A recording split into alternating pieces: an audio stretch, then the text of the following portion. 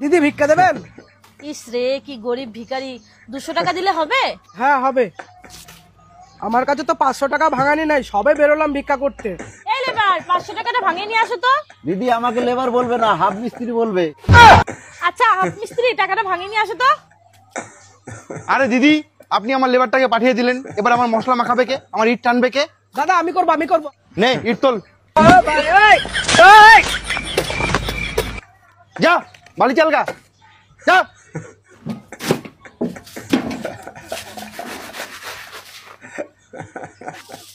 এই পাথর নিয়ে আয়, যা পাথর নিয়ে আয়, মাখা মশলা।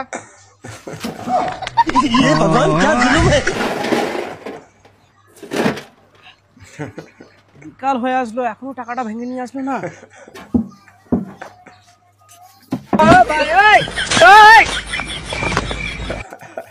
দাদা কোথায় ভাঙাতে গেছিল টাকা?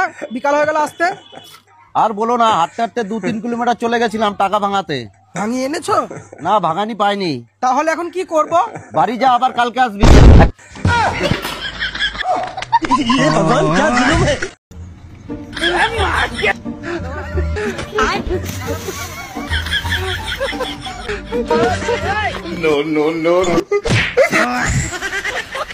দেখুন, বিয়ে করে ঘরে বউ নিয়ে আসার সময় কি হয়, সিএনজি থেকে নিয়ে আসার পরে বউটা নিয়ে যাবে, হুট করে পড়ে যায়।